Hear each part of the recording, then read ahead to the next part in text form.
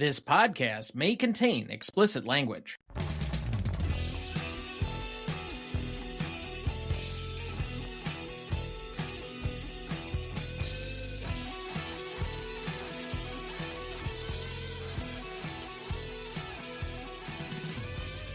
Welcome to the Greatest Movie of All Time podcast, the show that uses a unique grading style to redefine what the greatest movies are.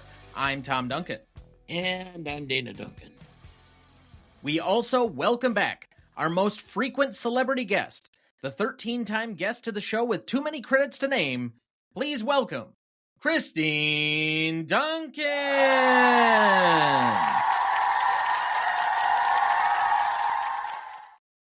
Getting pretty close to that 15 mark where you're going to have to gift yourself something. Yep. We also welcome our newest celebrity guest, the co-host of the War Starts at Midnight podcast. Please welcome new guest, Peterson W. Hill. Hello. Welcome, welcome. Thank you. I'm excited to be here. Unfortunately, that also means, as a first-time guest, you are subject to our opening guest questions. First question. Please tell us a little bit about yourself, what you do, and why you love movies. Yeah, so I am from Atlanta. Live down there with my wife and kids. Just finished working as a food and beverage director up in the Finger Lakes region, and I'm back down in Atlanta. Just started the Four Seasons Hotel actually today. And why I love movies. My dad took me for about 4 years, almost every weekend to a different movie. And I was entirely too young to see some of them. Kind of like, have y'all seen The Squid and the Whale? Oh, yes. I actually had Jeff recently Daniels, watched it. Yeah. Jeff Daniels is like, oh, yeah. You know, we'll just take him to, what is it? I think Blue Velvet. And the kids are like 10 years old. Yeah.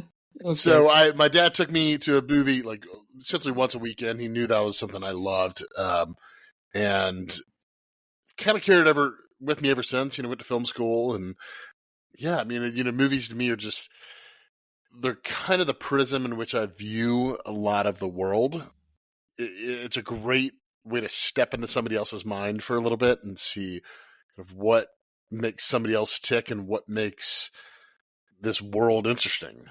I think one of the underrated themes of this season is movies we've seen way too young as children. For Dad, it's like Rosemary's Baby and Jaws and what was it? The Exorcist is in there. And for me, it's the whole 9 yards.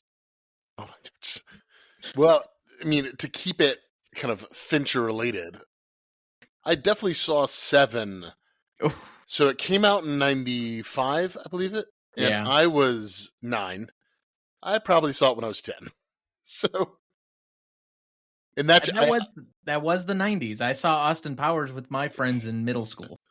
Yeah, and part of it too is I had 3 older siblings who were 4, 5, and 6 years older than me, so I just watched whatever they watched. Yeah, I mean it is fun, kind of looking back and thinking, man, as a parent now, I'm not going to let my daughter watch 7 in a year.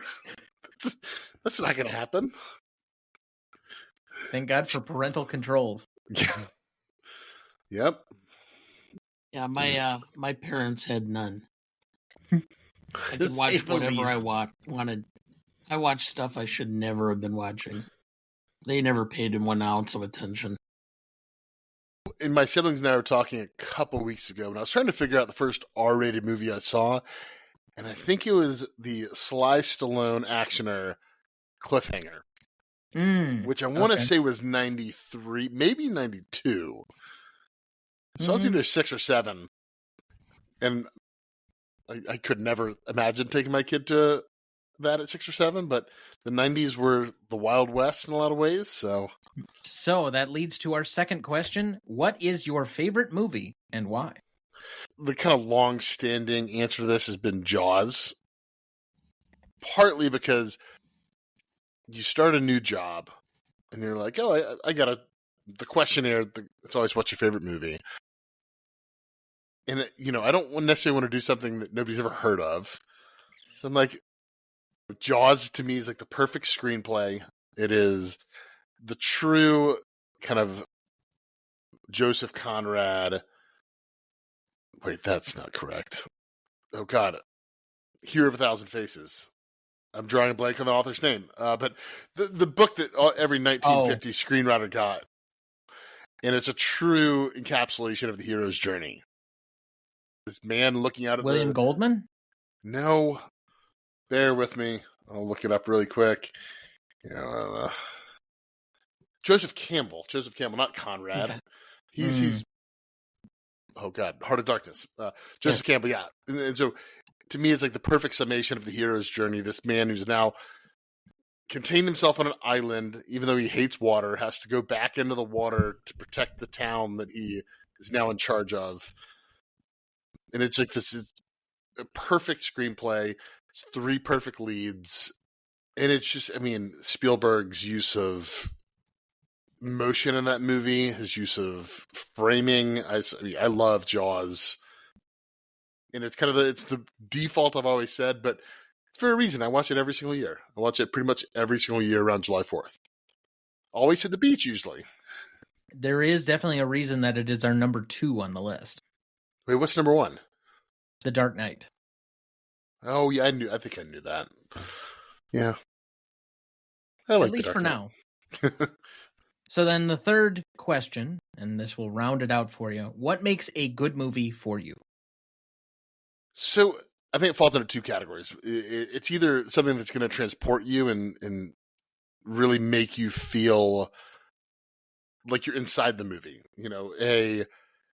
Let's say a Titanic, which would also be kind of on my short list of favorite movies. That movie kind of transports you into being on that ship.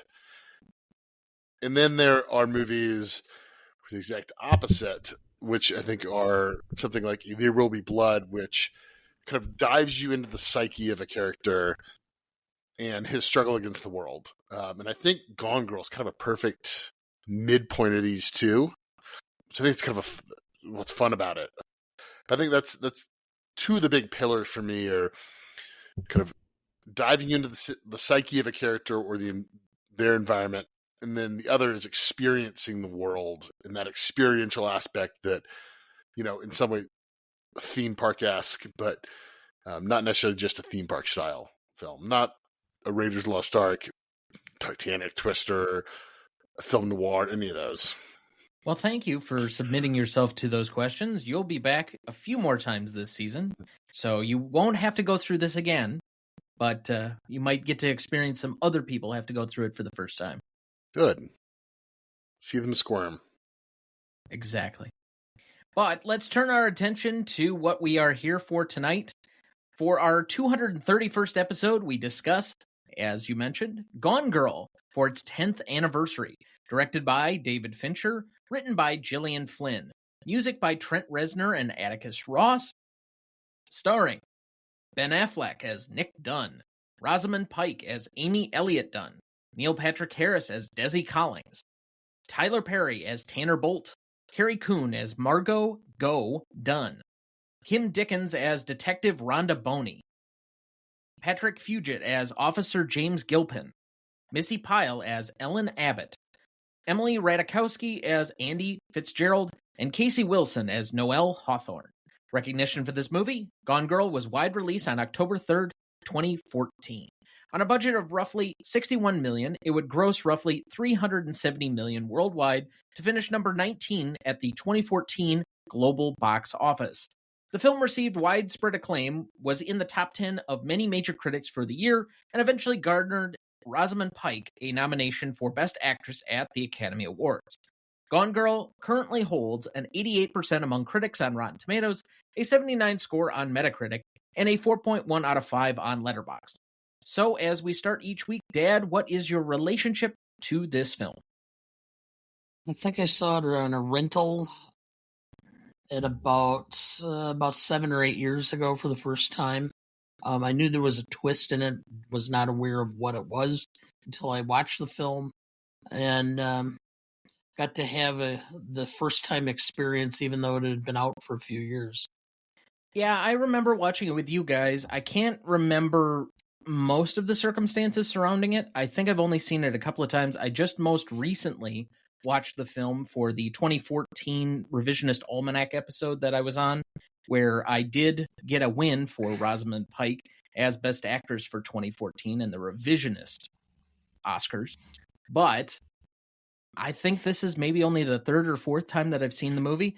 It's a fun enough film. Like, it was in a really good film year.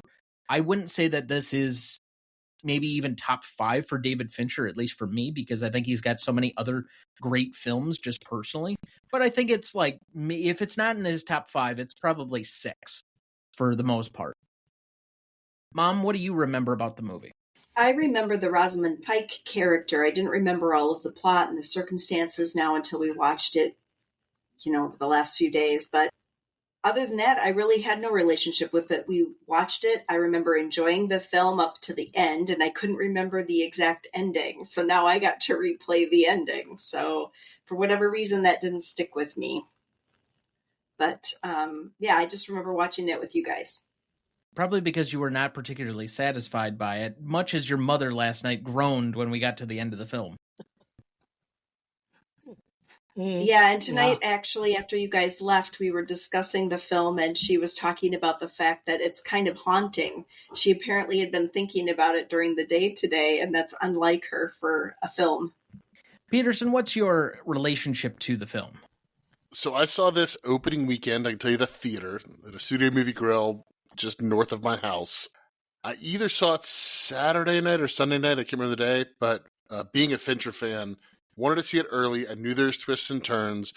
I hadn't read the book, but I knew the book a few years earlier was just really heralded as a great read. And I knew it was going to be spoiled quick. So I wanted to get there fast. And my wife and I went on a date night.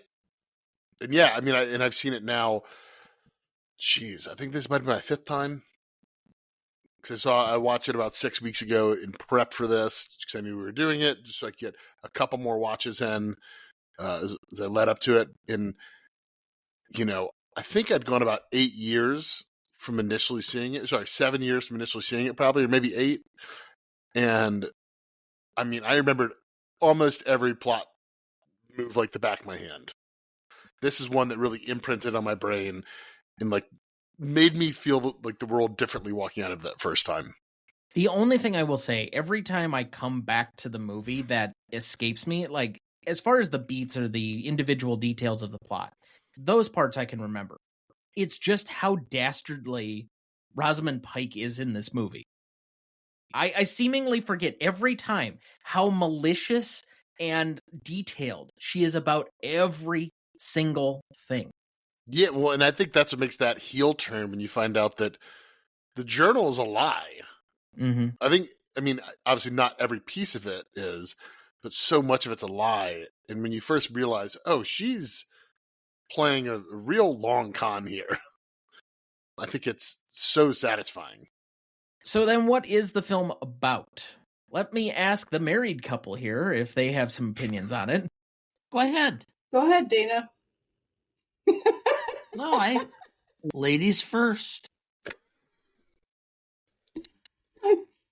I think that every married couple goes through a period where they have seen each other enough. They know everything kind of about each other, and there's nothing exciting anymore. And I think that's when you need to rebuild your relationship, or it falls apart. And I think this movie shows that, at the beginning it was all exciting. They were each what the other one had wanted.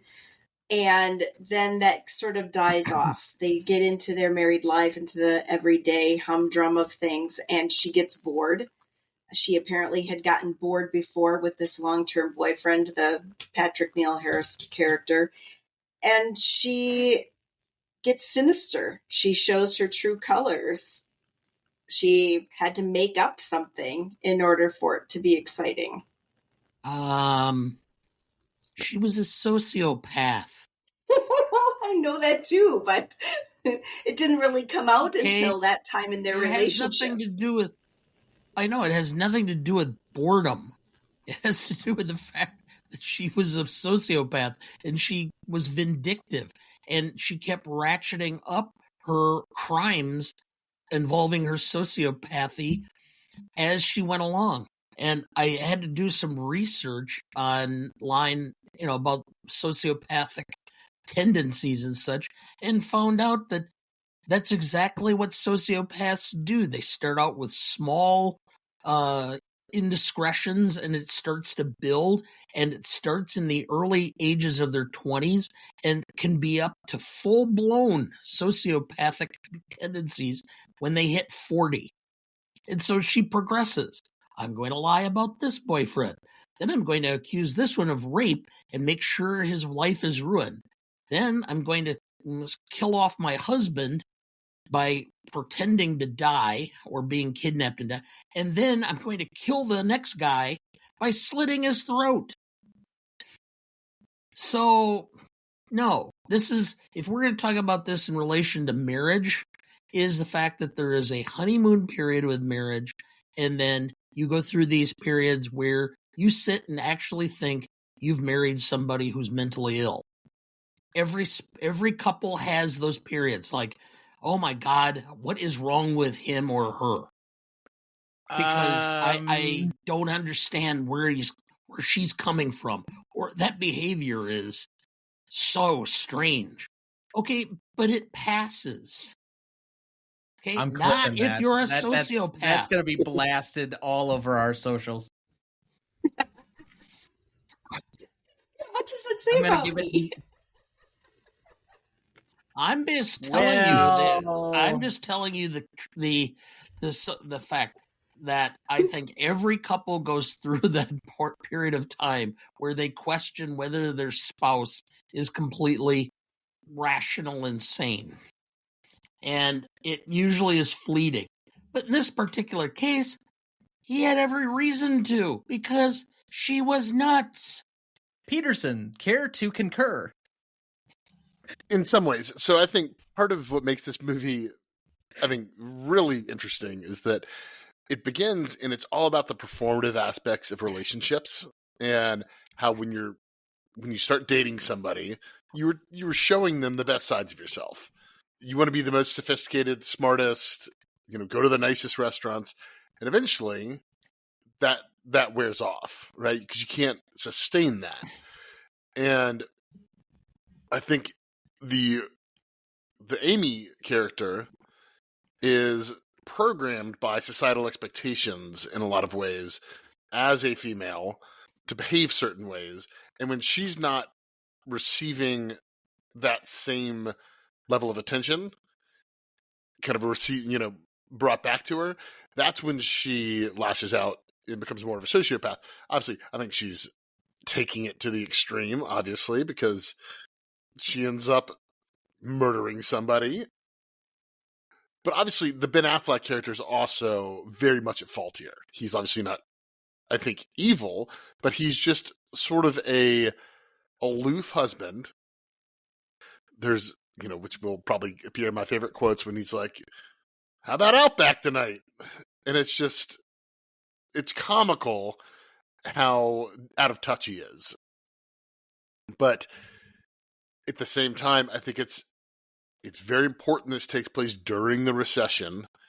They both have lost jobs. He's now failed on his dreams. She certainly failed on her dreams. And neither of them are living up to probably her Harvard education. I don't know where he went. I don't think they say that. But they obviously had these big, grand schemes for their life, and they let themselves down in a way. And I think that's part of it, too, is they both become these bitter, really kind of hardened shells of themselves. And Amy was probably already that in the first place, because what she did with the Scoot McNairy character, I can't remember his name, and then with obviously Desi initially. But to me, that's what it's about, kind of the performative aspect of yourself, and then how it fades away over time. And you know what? Maybe she doesn't really like Crabby Nick. Maybe she doesn't like Sleepy Nick, or the Nick who wants to eat Chinese food and play video games. So that's part of what it's about. And then it's just about two crazy, fucked up white people. Then, he's also not present because his mind is on this other woman. So he doesn't really care what's going on with his wife. His focus is elsewhere. What the journal does so well is when we initially hear about the fact that she wanted the baby because that's the version she's telling to the world. She's the one that wanted the baby. And when you get it from his perspective, which I think is probably the true perspective, he says, it would have been great if she was pregnant. Like, which he's also trying to fix a marriage with a baby, which is, inadvisable to say the least. But at the same time, he's thinking, oh, well, this baby's going to fix the marriage, which is what probably word for word she says in that scene where he supposedly pushed her, but didn't actually happen. So, he's certainly not present, and he's off in his own little world. To me, there's so much about in this movie that really speaks to a post-2010 marriage. So, I obviously am the only one in this conversation that is not married. So, I don't know if I can lend to it as much credence as the rest of you. But I will take... Please enlighten us with your opinion on marriage. No, I'm going to actually punt. Where I was going with this is that I found what the author was apparently intending by this film. Not only because she wrote the book, she also wrote the screenplay for this. So that's Gillian Flynn.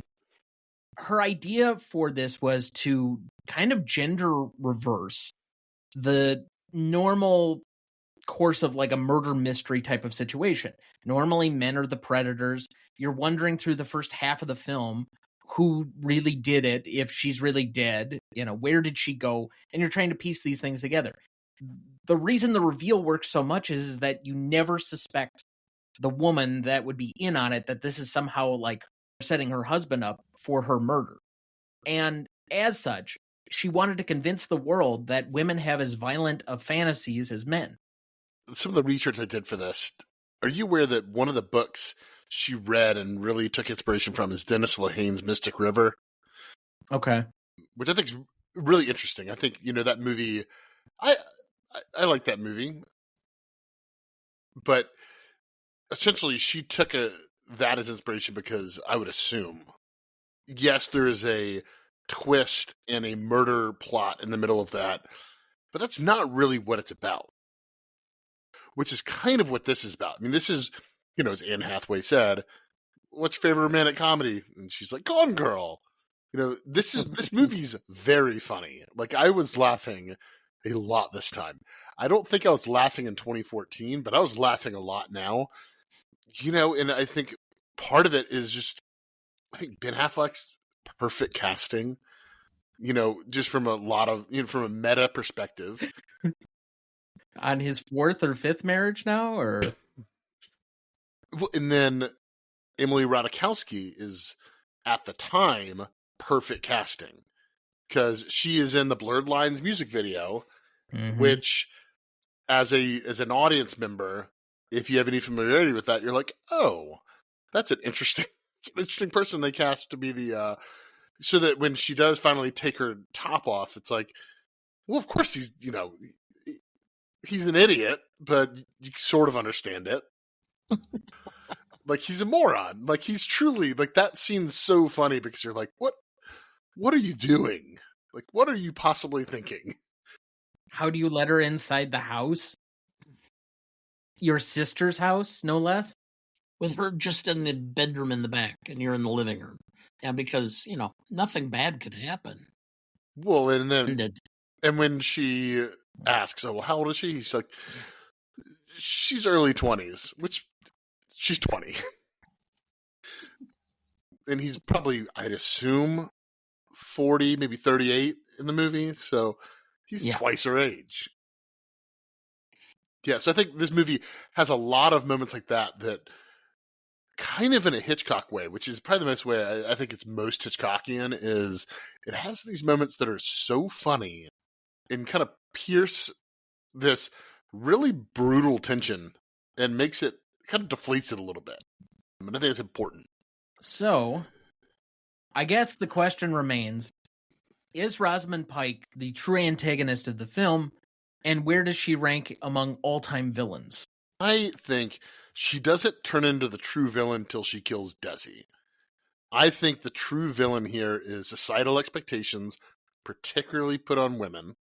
And I think just kind of the construct of marrying somebody and then it not working out, but both of you having kind of too much pride to walk away. And I think that's a big part of the Affleck character is that he won't leave the marriage, which by the end is insane. But I think he's too proud to walk away, and he doesn't want to be the person who failed on his marriage, even though it has become, some Emily Bronte version of a marriage. Well, part of the whole situation is he wouldn't walk away from his marriage. He also wouldn't do anything to fix it. That would be too difficult. It would be just easier for me to bitch and moan instead of actually doing something. But either way, I have the real antagonist the first half of the film being your own willingness to be prejudiced by what you see as opposed to thinking about what is and is not provable or the truth, which is you believe. Yes, you believe he's guilty most of the time through the first half of the movie. Do you really? So watching this in 2014, I never once thought for a second he was guilty. Everything about it's so staged, and I think it'd be too simple. Well, the public believed he was guilty, and given that this was a Fincher film, I was not expecting the truth. Well, I thought for sure the twist was going to be that ultimately it was going to show that he did do it. I don't know. I guess I didn't necessarily think he did it, although there is a lot of creeping doubt the further on it goes. I do think that you're always somewhat from his perspective, and so there is this, especially by the time that he kind of goes out to the shed and realizes that he's kind of been had, and that's about the moment that the reveal is there, and you're like, okay, I guess he didn't do it, but what's really going on? And then they give you that thump upside the head that's, oh, I get it. Yeah, and I think so early on, he's not acting like somebody to me that would have killed somebody. He's acting like an idiot in some ways. Like he has the smile by the poster, which also you think about his, like, it sounds like his mother raised him to be friendly and kind to everyone. So he heard, oh, smile. Okay. And he smiles, and he can't get out of his own way. And I think it would be so much less interesting if he had done it. Because the chicken casserole lady's the best. When she takes the selfie with him and he's like, can you delete that? He keeps stepping in mud, and then eventually he kind of understands how to play the media game. He starts getting how he's coming off, and then he starts talking directly to Amy when he realizes she's alive. I think he acts guilty of something. Not necessarily guilty of her murder, but guilty of something. Maybe not caring about the fact that she's gone. I don't think he really cares that she's out of the picture. I think he'd stopped caring about her. And I think, if anything, he's guilty of that.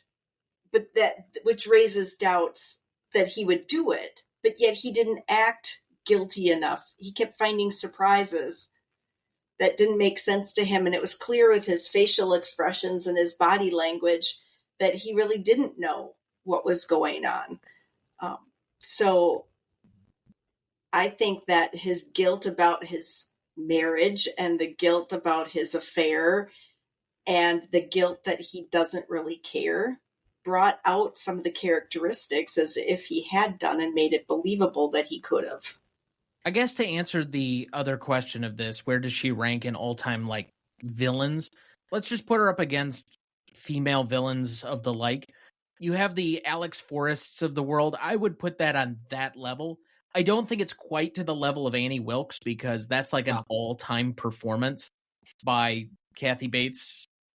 But is she better than the Wicked Witch of the West? Absolutely. Is she better than Nurse Ratched? I think so. Mm-hmm. she's certainly a villain by the end of it, but I don't think about her like a typical villain. I think there's too much gray area there because, she's transformed into the villain. I think Rosamund Pike is wonderful in the film. I think she's so good. Mm-hmm. But I don't think she wants to murder.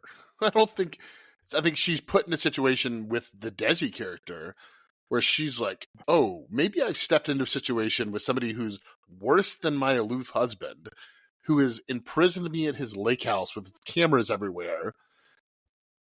And that murder in some ways to me is a little bit of a trying to protect herself. She probably shouldn't have called Desi in the first place. The most villainous act to me is maybe the Scoot McNairy character where she essentially stages the rape on him. I think she's in some ways, maybe wrongly, trying to protect herself because I don't think he's not going to let her out of there. Yeah.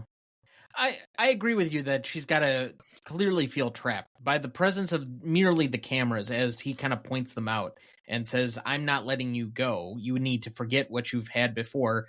Well, and he keeps saying, do your hair, get some clothes on, start feeling like yourself, which I would say from a normal perspective, from a normal person, which Desi's clearly not, I don't think she'd be worried about it. I think she'd say, oh, you know what? I do need to, if I'm somebody who jogs, I need to go jogging and take care of myself. And that's Desi. He's maybe crazier than she is. Well, her look in the camera with her kind of stare that she had and the wry kind of smile where she clearly evidenced that she was not all there anymore. And I can understand your points regarding Desi, but boy, I think that the fact that she came back and was just lying up a storm to come back, I don't know. She's still question. Crazy. Yeah, About the point where she's taking the wine bottle to herself, I'm like, oh, you're that kind of, yeah. Yeah. Well, and you see her do the thing on her wrist where she's yep, over and over. So she's very calculating, and which is maybe the difference between her and a Crime of Passion is that she is in the long game and really plays Desi for what probably is a couple of weeks, right? Until she feels comfortable to kind of kill him.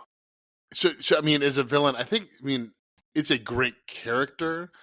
Where she works with villains, I don't know. I mean, because she's such a great character, but it's not just her villainy that's interesting about her, which I think is important. Well, yeah. Dad, you ready to dig further into this one? Do you have our plot summary ready for us? I do. In Gone Girl, we delve into a real-life mystery that'll have you on the edge of your seat. A charming husband, Ben Affleck, finds himself in hot water when his wife, Rosamund Pike, mysteriously disappears. As the media frenzy grows, secrets surface, revealing a twisted tale of deceit, betrayal, and the ultimate manipulation of truth. This isn't just a whodunit. It's a dark reflection of marriage and the masks we wear. Thank you. Did you know? Ben Affleck postponed directing Live by Night in order to work on this film with David Fincher, even stating, quote, he's the only director I've met who can do everybody else's job better than they could. On set one day, Affleck changed the lens setting on a camera an almost indiscernible amount, betting a crew member that Fincher wouldn't notice. Affleck lost the bet as Fincher brought up, why does the camera look a little dim? Did you know? The bar, restaurant in the movie opened as a functional bar and restaurant after filming and operated for a few years. It has since permanently closed. Did you know? When it comes to casting roles, David Fincher typically goes on the internet to look through pictures of actors to help him find the right type of actor for a role. When casting the role of Nick Dunne, Fincher spotted photos of Ben Affleck and noticed a particular smile Affleck had on in dozens of photos. According to Fincher, it captured a particular emotion in a scene of Nick Dunne smiling that showed the essence of the character. Soon afterward, Fincher cast Ben Affleck in the role. Did you know? David Fincher's musical brief to Trent Reznor and Atticus Ross was based upon a visit he paid to a spa, wherein the music meant to relax him he perceived as creepy and made him feel uncomfortable. This gave him the idea to set the music as though it is passive and relaxing, but actually instills a sense of dread. Did you know? Ben Affleck would constantly sing 80s songs in between takes. Impressed, Tyler Perry decided to start a game that ended up lasting the entire duration of filming. Perry would start to sing the most random song he could think of to see if Affleck would start singing along. According to Perry, Affleck knew all of the words to every single song Perry threw at him, including Broadway show tunes and songs by Barbra Streisand. Ben and Babs. Did you know? Rosamund Pike told film critic Peter Travers that whenever David Fincher would catch her on set about to use her cell phone, he'd take a stern-faced selfie and send it to her, causing her to immediately pocket her phone. Psychological torture, anyone? All right, that looks like a good spot for our first break. We will be right back.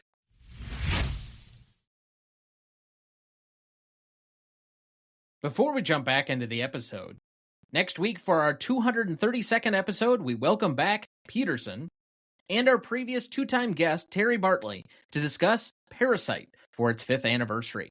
Written and directed by Bong Joon-ho, with Han Jin-won, music by Jung Jae-il, starring Song Kang-ho, Lee Sung-hyun, Cho Yo-jong, and Choi Yi-jo, and Choi Wook-chik. You won't want to miss that one, so watch ahead of the show by searching the Real Good app to find where it's streaming for you. That's REELGOOD. Do I get extra credit for all those pronunciations? Because I got to do them again next week. Yep. I was thinking that while you were saying them. Oh, it's going to be fun next week when I have an expanded list to read off. But oh well. The cast is pretty small, though. Yeah. I don't know. It gets a little expansive by the time you get to that party at the end. Yeah. Yeah, I guess by the time you get to the party, there's a lot. It's kind of unusual that my mother didn't want to come on for Parasite. It's one of her favorite movies of all time. Look, it's always good to take a hit of the bong. I didn't like the movie. Parasite. I have no desire to see it again. I was kind of neutral on it, to be honest. I'm kind of excited to go back and revisit it because I didn't really have that like crazy excited feeling that everybody else seemingly did on their first watch.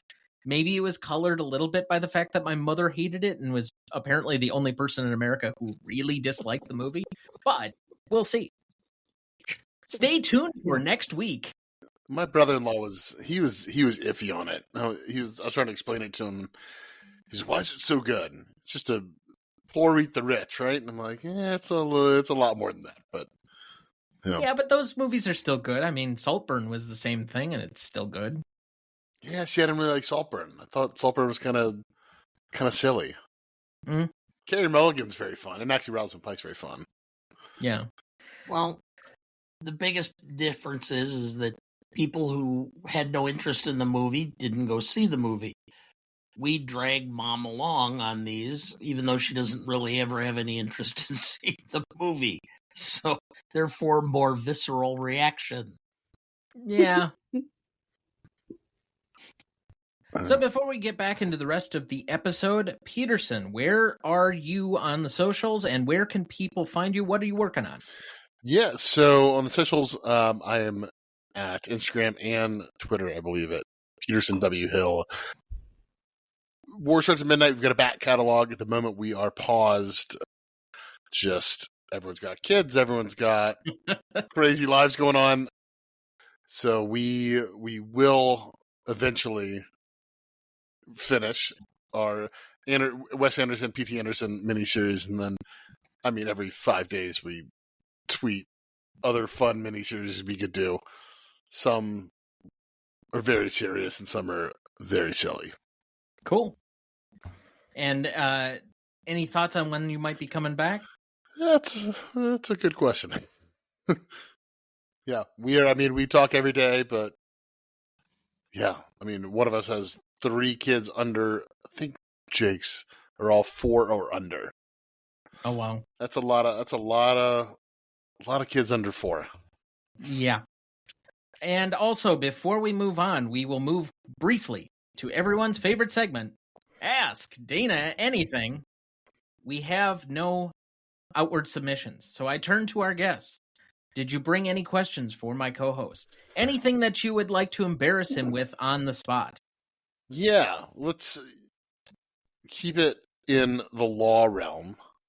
Being a lawyer, and my dad was a lawyer, then hated it, and then he opened a financial planning firm. So, but being a lawyer, what do you hate most about being a lawyer? Judges. I was going to say other lawyers. I don't know. Sometimes I guess the worst part is when you know that you don't have something, but you're representing somebody and you just don't have any passion for it or belief in it or whatever, and you have to give it your all and be diligent. It's just really difficult sometimes in doing that, and you do have that obligation. But I guess that's the worst part is just dealing with that. So let's imagine Nick Dunne rolls up on your doorstep like you're Tanner Bolt. Are you going to take his case? Of course. It's interesting. I did criminal defense for 17 years, and I used to relish interesting cases. I had a standing order. The public defender's office called, and they offered me a lewd and lascivious case. Automatically take it. Don't even ask. Just take it. Because they were the most bizarre, off-the-wall, laughable cases that you could imagine. And we would take those, and I would have fun with those because they were so bizarre. I had a guy who decided, hey, well, I'm at a strip club. What difference does it make if I'm here or if I'm in front of my TV at home? I'm just going to enjoy myself. Another one, he's just walking home and walks by a pond near the University of Wisconsin, Stevens Point. And there are 3 co-eds out there skinny dipping. And so, of course, he just stops, watches, and then starts enjoying himself. And I argued selective prosecution because they charged him with lewd and lascivious behavior, but not the 3 skinny dippers. So that's I'm assuming the result here. Yeah. So anyway, the judge didn't buy it, by the way. You can't pull up the hammer like Affleck does in this one. Yeah. So, but still, no, that's I'd say is the most difficult part. And then sometimes, I guess to be perfectly honest, is the stupidity of other lawyers on the other side. You'll find some that are just blazingly stupid or that are just milking stuff. I always love telling this story, which is they had another lawyer, and he used to love this because he would write these, in a divorce case, he would write these long 4-page letters telling me how horrible my client was and how great his client was and why everything in the marriage should go in the property division to his client. And so he sends this 4-page letter to me, and I respond, and I said, "Dear Butch, no." And I signed it. And he called and he was just screaming at me, "How could you send me a letter that said no?" And I said, "Easy, because I'm not charging my client for that. And I'm going to send him a letter with the bill showing that I didn't charge him for that. You are going to have to justify the 3 hours you're going to bill for doing that letter. And your client's going to be mad because it had no impact on his case. In fact, made the case worse. So you have to explain. So if you're going to send me that bullshit again, just remember, we're going to get a similar result." And just to capitalize on this, so let's say somebody were to get gone girled. Okay. Would the prenup still be intact? I can't imagine it would. No, I don't think so. The question I had, and I was going to throw this out, but as long as we're bringing it up, I'm going to bring it up now. I was going to do it the remaining questions. Can you imagine? Obviously, the Neil Patrick Harris character, Desi, was wealthy. She's going to sue his estate for substantial battery. Talking about the money she could potentially reap from the estate for that would have been very large, like millions of dollars, probably. So is that something that made sense? I mean, is that really the potential there that if they actually did a sequel, that's one of the things is they're living on the high horse based on her deceptive murder? Again, because Tanner even makes mention to it. Where he has a book deal, he has like all these endorsements. The bar. Yeah, he franchised the bar. They'll probably end up on a reality TV series by the end of it. Yeah, he says the Real Housewives of Branson. Yeah, okay. But still, you could have brought the suit anyway and really I'm sure they would. Your case. But I want to know why they didn't do another investigation. They could have somehow figured out that she was lying and she just murdered him. That's the one big flaw of the movie, I think, and I think the idea is that the Affleck character doesn't want to push it, and then the Rhonda Boney character is like, yeah, but it's like in Federal's hands.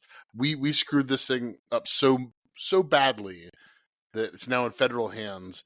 The feds aren't going to play around with Affleck the way she was. They're not going to have conversations with him. I think that's the kind of hand-wavy part of it. But also, I think this movie exists in a fable land. So, Any further questions for my co-host? No, I don't think so. Till next week. Dana, do you have a favorite dog?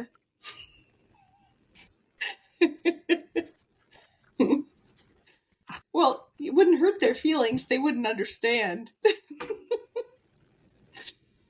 I don't know. I don't know if I have necessarily a favorite one.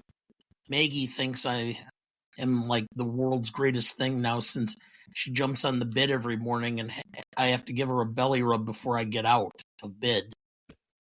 Yes.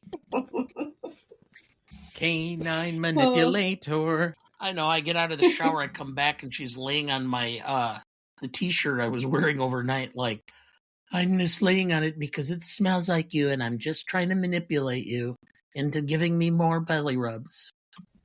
Anything else, Ma? No. All right, so let's move into the rest of our evening. Best performance was where we left off. Dad, who did you have down?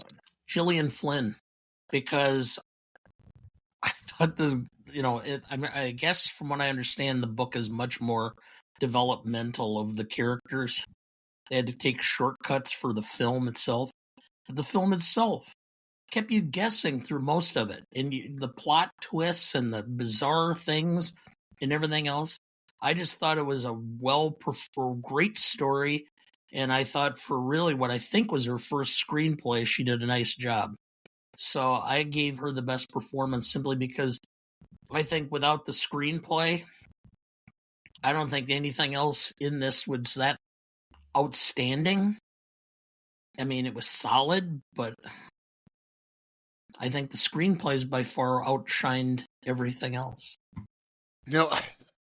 I've been waffling back and forth between Rosamund Pike and David Fincher. The screenplay, you took that off my plate. That was on my short list too.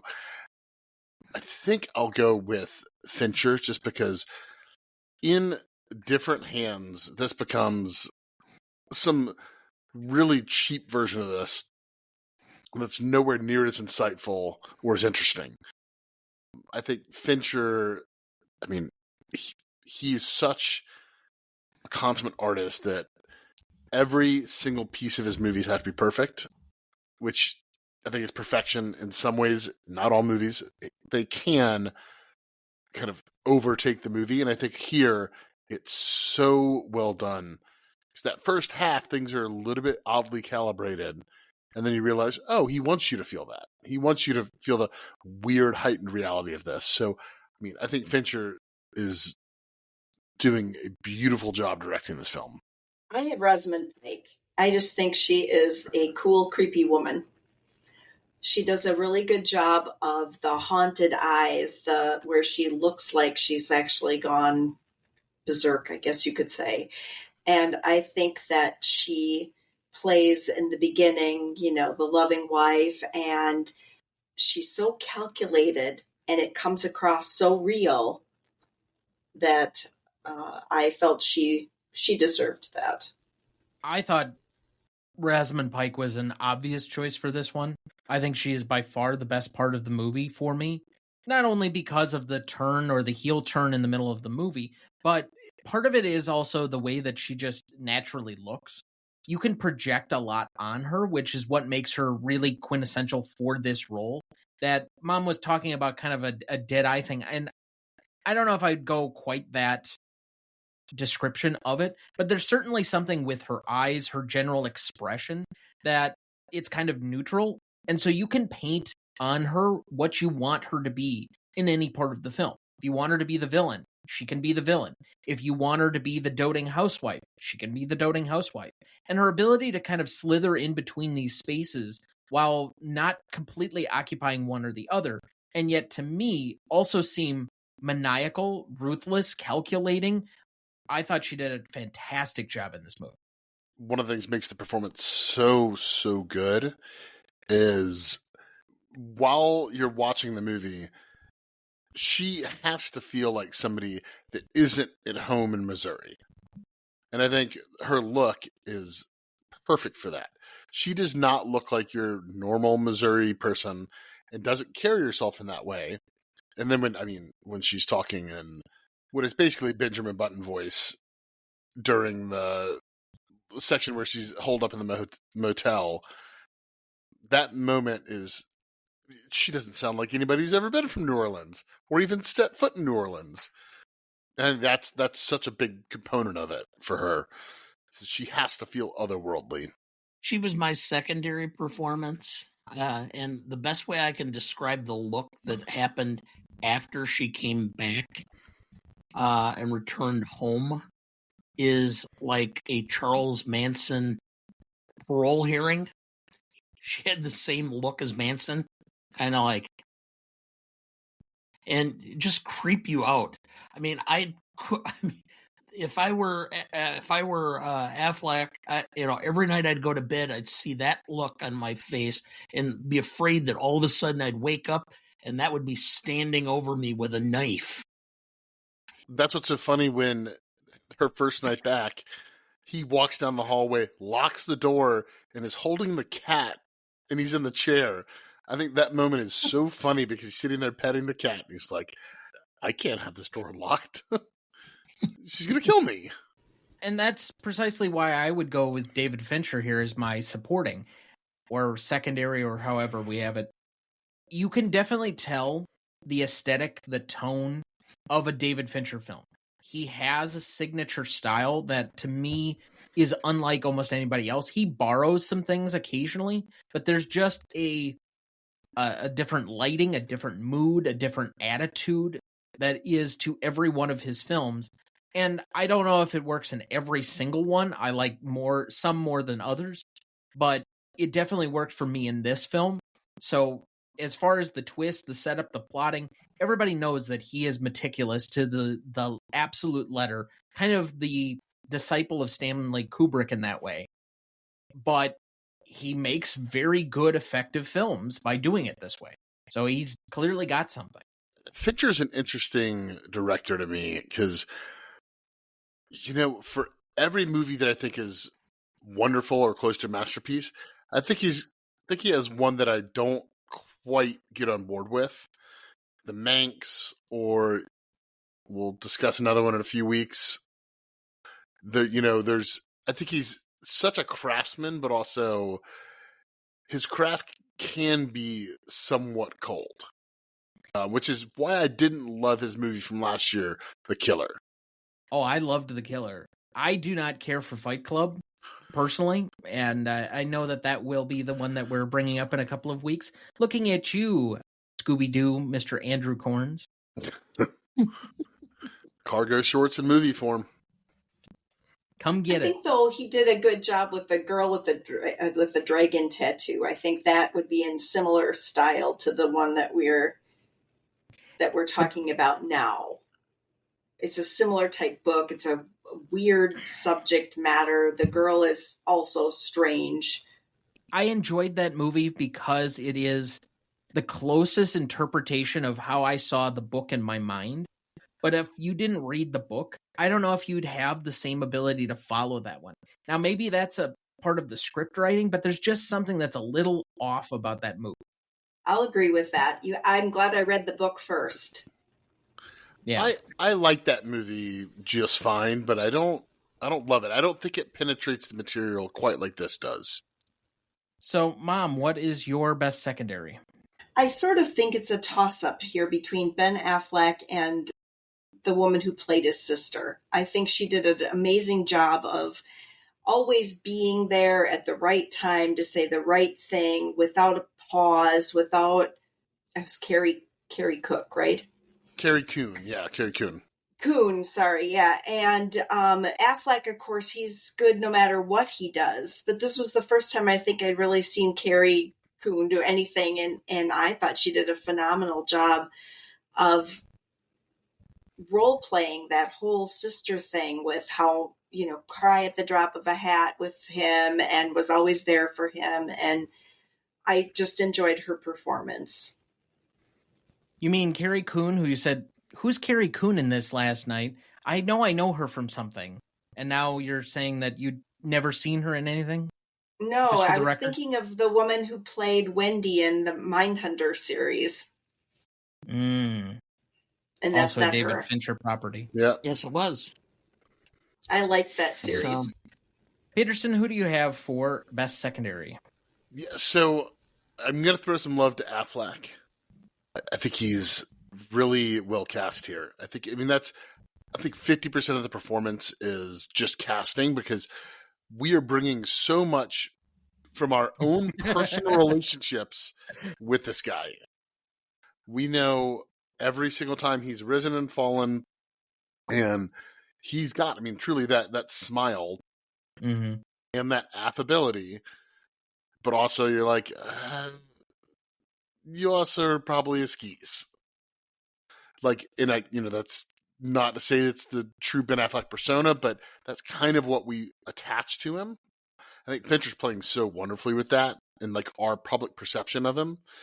Because, a lot of people say, oh, Affleck, he's the less smart one between him and Damon. But if you ever talk to anyone, they think Affleck's just unbelievably smart and charming and kind of blows Damon out of the water in a lot of ways in that regard. I think he also he gets the doofiness. He gets the kind of, this guy's supposed to be smart and charming, but not all the time. Like, he can put on the front, but a lot of times he just wants to sit on the couch and be Nick. And then to go back to kind of the Carrie Coon thing, I wonder, I've always had this thought of, is Affleck wanting essentially to have Amy be like his sister because he's so close with her and he wants to have that kind of relationship with her, like essentially that he can be crude with, but she's fun and sexy and obviously not his sister. So dare I ask, who is your most charismatic? I think very easily it's our boy Tyler Perry. I think he walks into this movie. He walks into this movie and the thermostat just goes up. Every scene with him is so scorchingly hot. He's so good. I love Tyler Perry in this movie. He should have gotten an Oscar nomination for this role. I think he is so incredibly good as Tanner Bolt. And this is a guy, he's carved out his own little niche doing his movies. And I'm like, God, why can't this happen every couple of years? He's incredible in this movie. He's so good. Agreed. 100%. Nothing to add, really. No. He was my nominee. So, it's to me. I guess so. And I have David Fincher for it because this. I stopped to think about it. Okay, everybody knows that there is a certain style to Hitchcock, so people will call it a Hitchcock film. There are not that many directors that have a unique or distinctive style about them that you can watch a film. Well, think about it. They'll do some different ones periodically, but Fincher has a general style that always has those twists, and there's always a way of filming it that keeps you unsettled so that you're never comfortable until the reveal of whatever aspect it is, even if it's to the last of the movie where what's in the box. And so I just thought it was a very unique style that he has. I don't rate this as one of his better films, but I think it's a very good film, and I think he did a great job. But I give it to him more for just the consistency of his style in general. And so I think that borders or would be the most charismatic, because I think you're almost, if you're a fan, going to go to the theater for him as much as for what the movie is. Let's move to Best Scene then. I have 5 nominees, and we can add more when I open it up to the floor. But I have the meet cute, so this is the description, kind of her reading the journal generally, and then us getting kind of the flashback to their relationship and such. I have the twist, which is the first time that you see, I'm really happy that I'm now dead. Meeting with Tommy, which is kind of been alluded to at least once. That's the Scoot McNairy character, when I think it's like really cemented that she is maniacal and just truly evil and psychopathic, personally. But then we have the Desi situation, which I think could be extrapolated over multiple scenes, or you could take any one of them in particular. But I guess if I had to narrow it down to one thing, it's the final moments with him where she actually kills him. And then finally reconciliation, which again is kind of like a montage of things near the end, but it's kind of the ending to the film. So out of these, what did I miss? I mean, I'll say any scene with Tyler Perry is close to making my list. But I think the big one is the reveal of the woodshed, and then as it goes directly into the cool girl monologue. And I believe, that moment is a fade to black, just like we get so many other times. But what's different is now it's a fade to black, and we're getting her true thoughts. Anybody else? Included in that reconciliation, do you have the final scene, Tom, where they're still back together and it emulates the first scene? What do you mean emulates the first scene?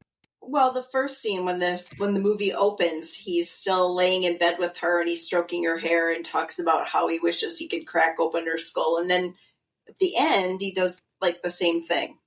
He does? Yes.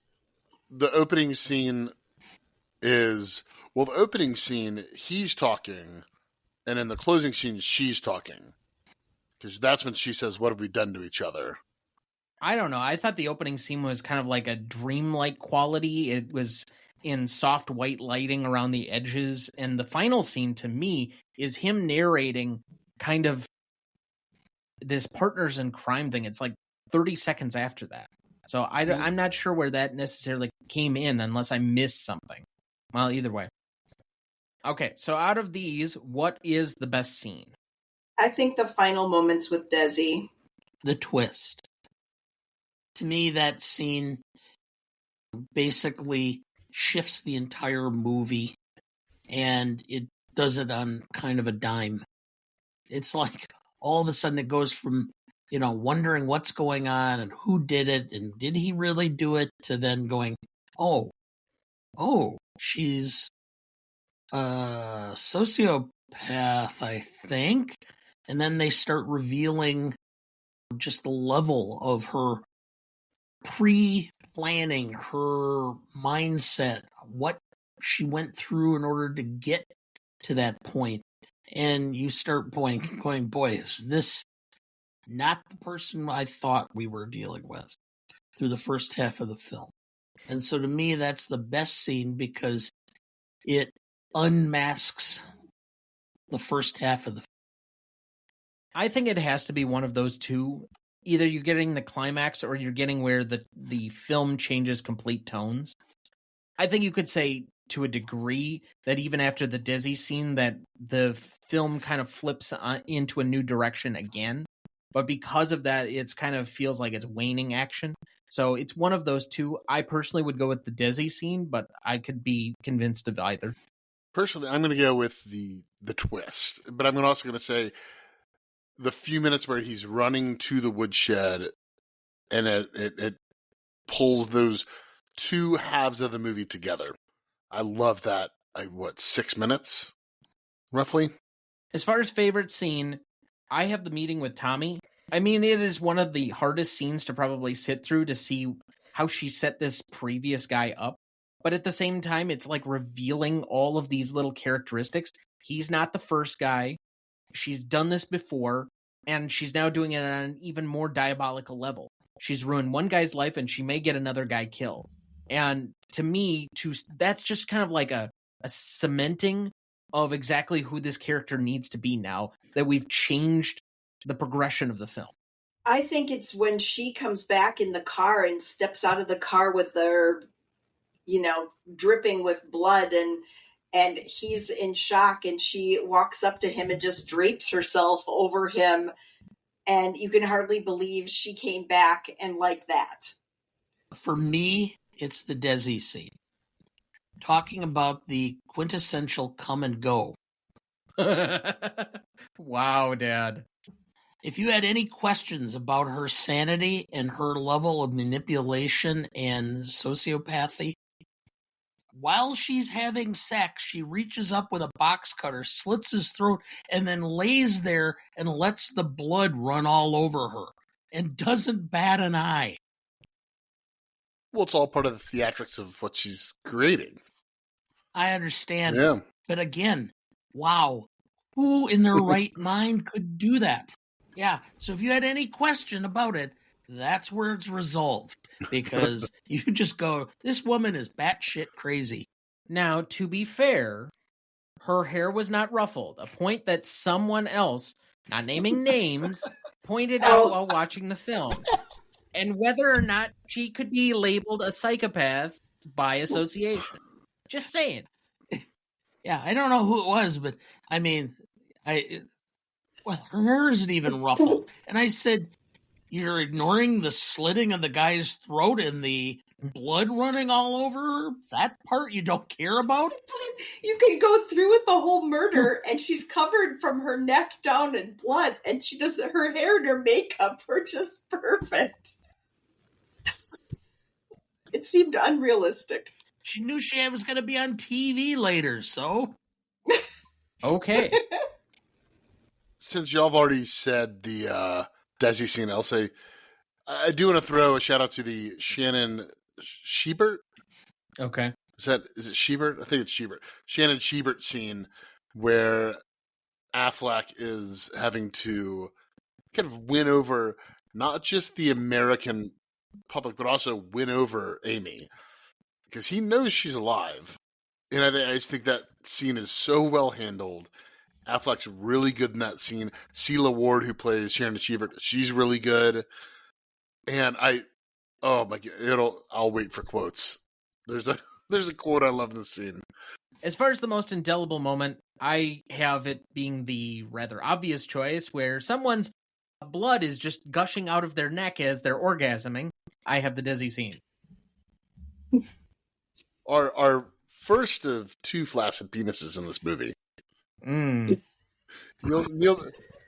Patrick Harris which is also my indelible moment, is the slitting of Desi's throat. It's the way that Fincher perfectly stages it. So she is perfect from the head up, and her bottom 80% is just drenched in blood. So when she finally gets to the house, she's just caked in dried blood. I mean, It's just the perfect fable of this movie is how she looks. Apparently, I was watching this movie all wrong.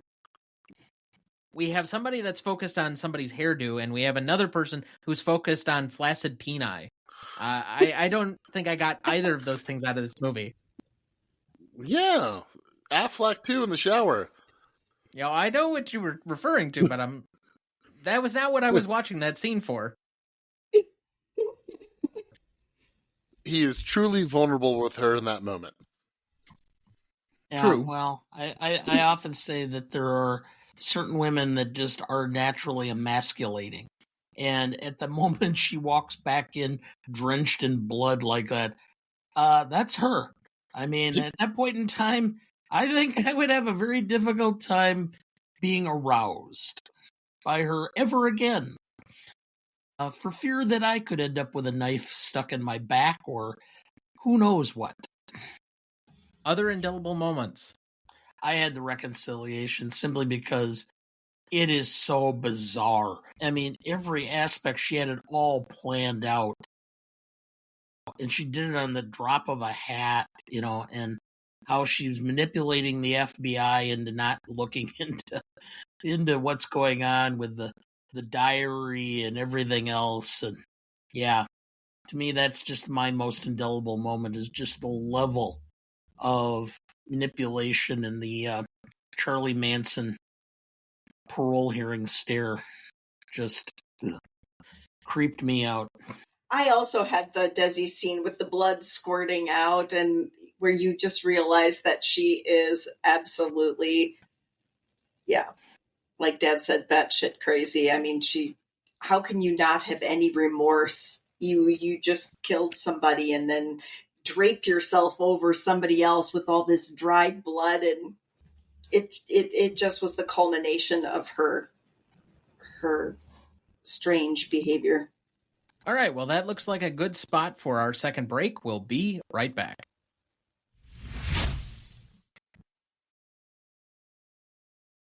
Before we jump back into the episode, as of this last month, all of our episodes are also now in video format. That's right, you can see my resting nerd face and all of Dana's famous okays in pristine high definition. So far, we have 15 different episodes now available to watch. Just head to youtube.com/Gmote podcast, where I have the full video and audio feeds on our website, RonnieDuncanStudios.com/Gmote podcast. Both of these are in the episode description of this episode, so check us out there. And if you do, please like the video or subscribe to us. We would really appreciate it. Dad, do we have anyone to remember this week? Yes. Freddie Salem, 70, American guitarist from the Outlaws. Roger Palm, 75, Swedish drummer for ABBA. Catherine Crosby, 90, American actress. The Seventh Voyage of Sinbad, Anatomy of a Murder, Operation Madball. Was the widow of Bing Crosby, by the way. Barbara Lee Hunt, 88, English actress. Frenzy, Paper Mask, A Merry War, Vanity Fair. Drake Haugeston, 70, American actor, was in The Days of Our Lives. John Ashton, 76, American actor. Beverly Hills Cop, Breaking Away, She's Having a Baby, Gone Baby Gone. Chris Christopherson, 88, American singer-songwriter, as well as an actor, was in A Star Was Born, 1976 version, and Blade. Author of such number one country hits as For the Good Times, which was a Ray Price song, Sunday Morning Coming Down from Johnny Cash, Help Me Make It Through the Night, and his song Me and Bobby McGee became a posthumous number one hit for his former paramour, Janis Joplin, in 1971. And lastly, Maggie Smith, 89, English actress. The Harry Potter films, Sister Act, and Downton Abbey. So several of these people that we know have popped up in the course of our discussions, you had mentioned that obviously Catherine Crosby was in Anatomy of a Murder, which just came out, an episode of ours 2 weeks ago. Barbara Lee Hunt, one of the, I think, second or third to last Hitchcock femme fatale or lead actress. The last. Frenzy was his last film. Okay. And obviously, I know that Maggie Smith has special importance for Mom here, and we'll get to that in a second. But I think John Ashton has to clearly have singular importance for my parents for the film She's Having a Baby. Now, why might that be? You remember? It was our first fight. It was a John Hughes film, and I historically do not like John Hughes because he makes fun of things that I hold dear, or parenting, marriage, You're just way too all this serious. stuff. And I said I hated the film, and you started sobbing. Oh, I liked it. We weren't compatible because we didn't like the same film. And I'm like, okay, we didn't like the same film? Wow, okay. I hope. You were arguing with me about it. Telling me how wrong I was. Well, that sounds like him. It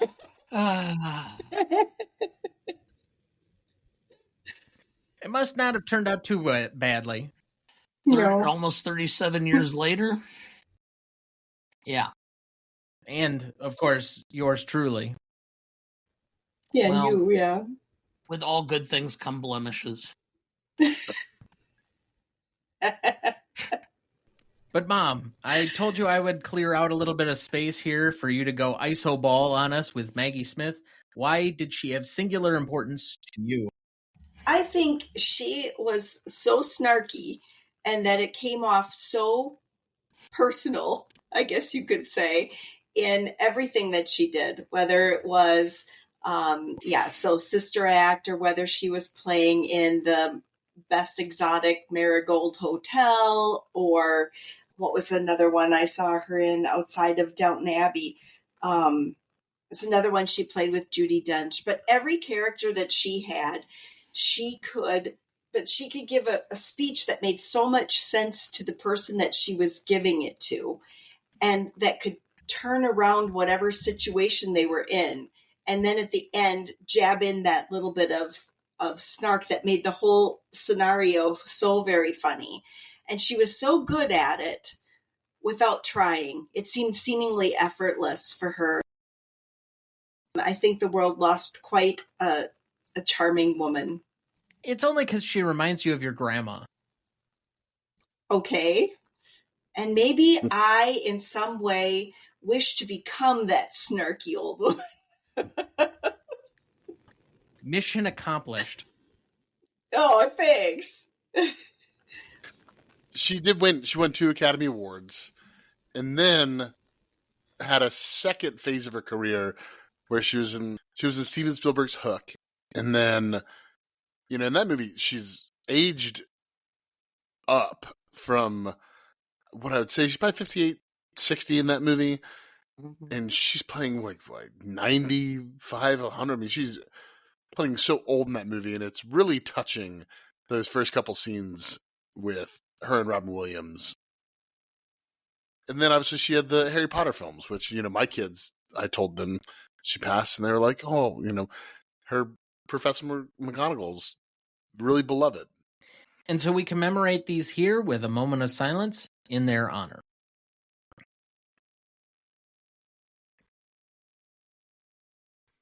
Thank you. Let's move to best, funniest lines. Margot Dunne. Everyone knows that complicated is a code word for bitch.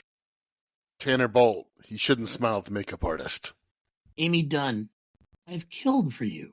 Who else can say that? Amy Dunne. We're so cute, I want to punch us in the face. Amy.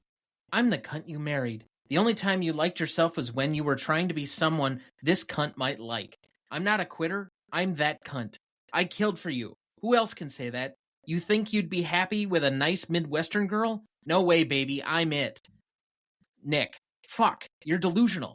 I mean, you're insane. Why would you even want this? Yes, I loved you, and then all we did was resent each other, try to control each other.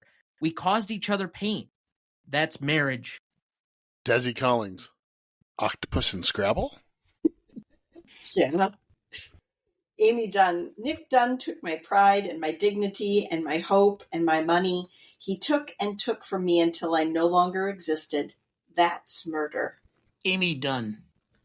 The girl with the giant come-on-me tits? Nick Dunne.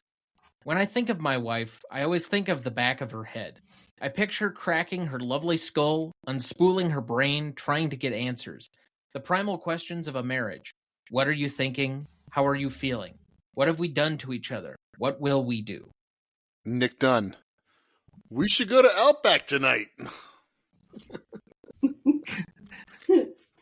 Margot Dunne. Whoever took her is bound to bring her back. Tanner Bolt. I will drill you as if you were doing a deposition. What to say, what not to say. Margot. A trained monkey? Tanner. A monkey who doesn't get the lethal injection. Amy. Want to test your marriage for weak spots? Add 1 recession, subtract 2 jobs. It's surprisingly effective. Margot Dunne. Boo-hoo, I got laid off. Guess I'll fuck a teenager. I'm out. Amy Dunne. For Valentine's Day, I thought I'd buy a gun. I'm conducting an investigation, not a witch hunt. And 2, don't ever talk to me that way, ever. My last one is Tanner Bolt. I swear, you two are the most fucked up people I've ever known, and I specialize in fucked up. That was great. All right, let's move to the Stanley Rubric. Legacy is up first. This is a measurement of roughly after the initial 5 years, so that would have been roughly 2014 to 2019 or so. So we're living in 2019 to now. But during that period, how has this movie been perceived? How has it been received yet by the audience as well as the industry at large? Dad, would you like to go first or second? I'll go second. All right. I think that this movie in some ways is kind of a little bit forgotten. While there are certainly Fincher films that stand out and are a little bit more nuanced or that are more popular, Seven obviously has come up, Fight Club has come up. There are a couple of other ones that The Social Network might be among that list as well. Benjamin I think Button. that this one is kind of a B Fincher film on the list. It's not among his most popular. It's not the ones that you think of necessarily first. I still, unless you're a cinemaphile, or cinephile is actually the term, we keep mishandling that label. Unless you're a cinephile, you probably don't know David Fincher's name overall in the same way that the rest of us do. I guess as podcasters, we just take it for granted that people know these people. But on the same standpoint, this is a Ben Affleck vehicle in kind of the Ben Affleck renaissance, right around the time that he had just won Best Picture for Argo, or not too very long after, and about the point where he was going to be Batman. So, like, this was his high point, other than maybe in the late 90s when he was in Armageddon. So, with that, I do think that this has some legacy, but it's tapered off. It's definitely waned even within the 10 years since it came out. I think it has some name ID, but the amount of people that might have seen this film is maybe not as high as some other films that from that particular year. Whiplash comes to mind. The Grand Budapest Hotel comes to mind. I think those are much more well-seen films from that particular year, much more talked about. Boyhood, I think, was a much more widely seen film for how much it was in the conversation for Best Picture that year. This one still kind of flew a little bit under the radar. So from I guess on my own personal rubric standpoint, it's not going to necessarily be taught in film school by anybody.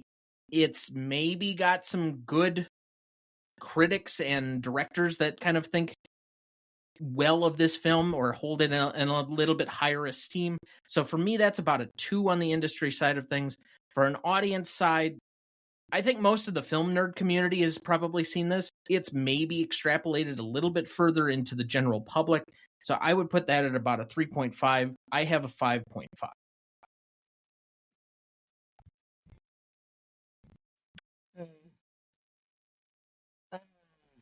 Yeah.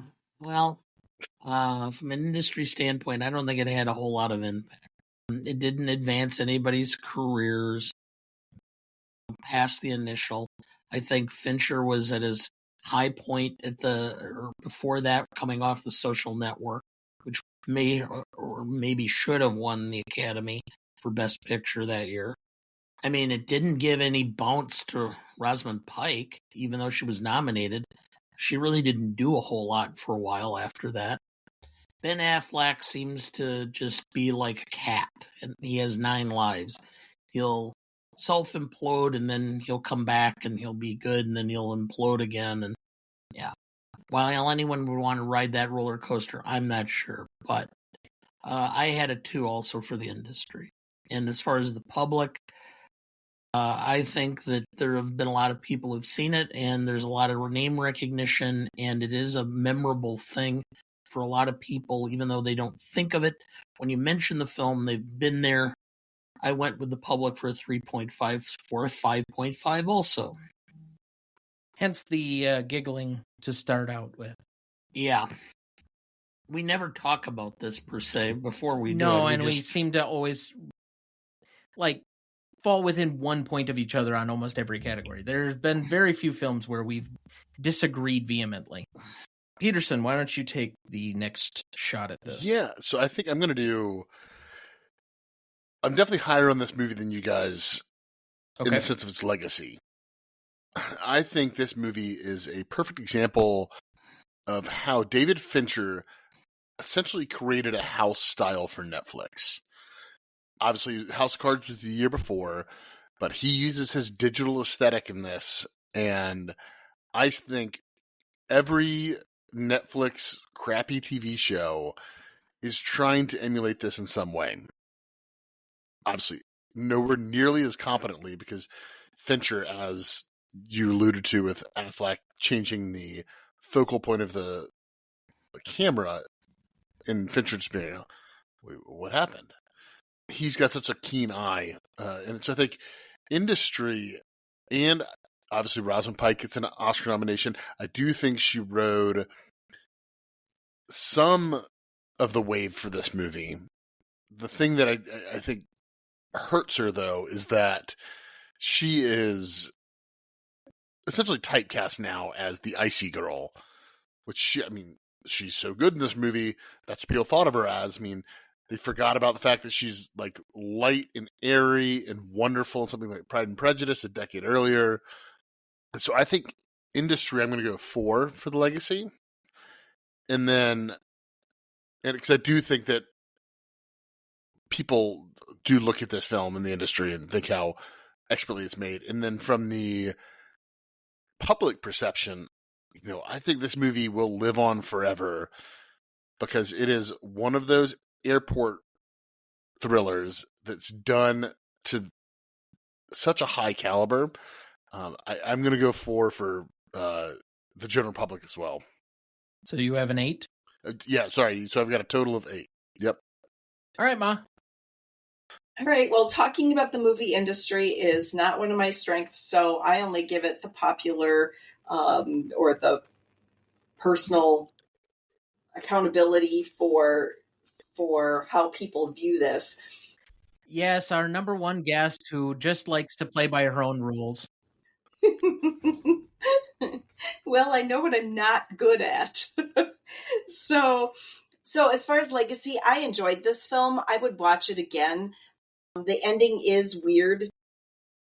Not exactly what you expect, but I think it's definitely one that you could see, and the fact that she is so incredible in this film.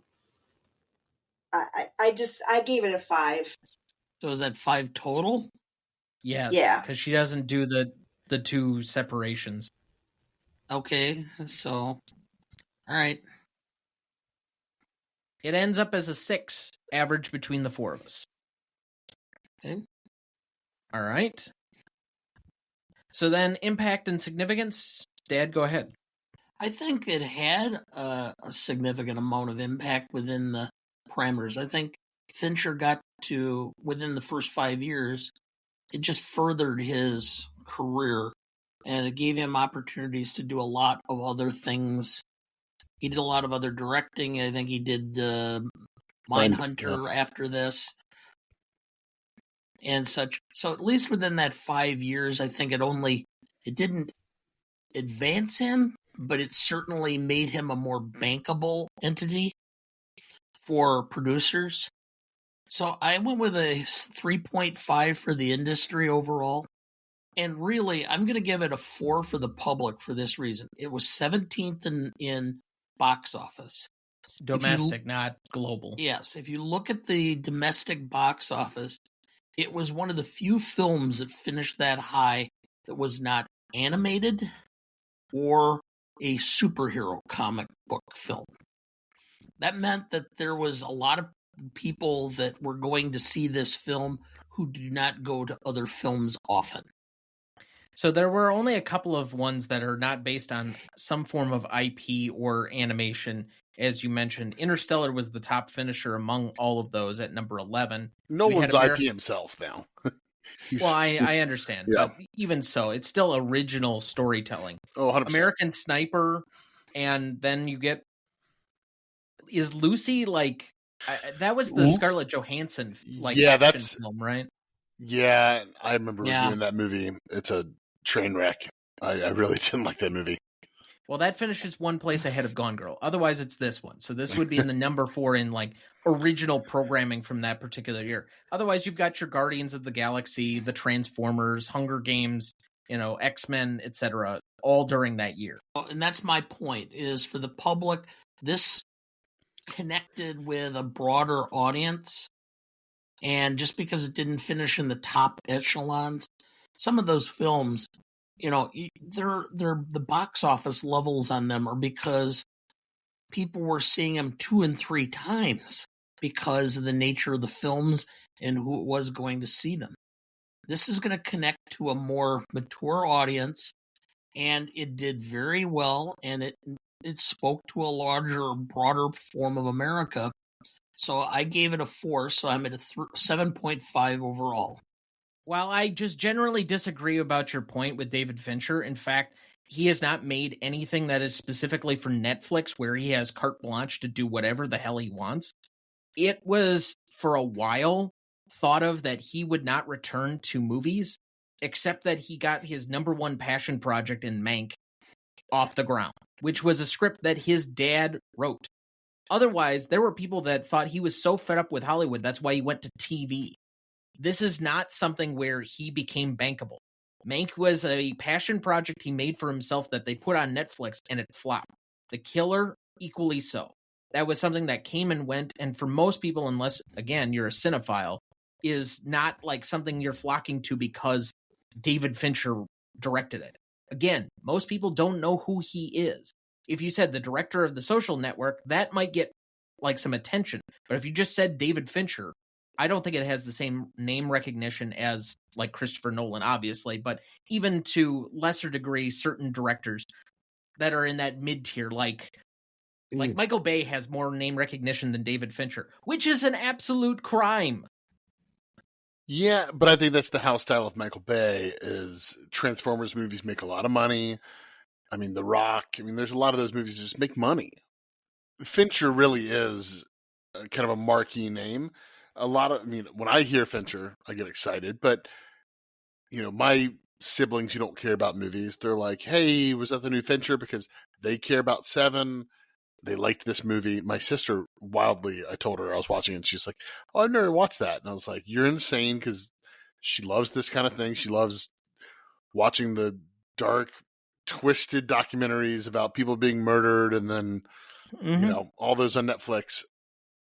And this is just like the peak and pinnacle of that art form, of taking that kind of story and our obsession with it, our true obsession, because it is turning an eye on us too, as the audience.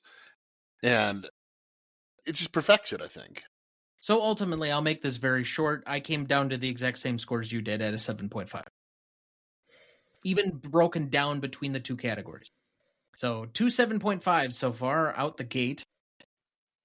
Let's go to Mom. What do you have as your broken rules score on this one?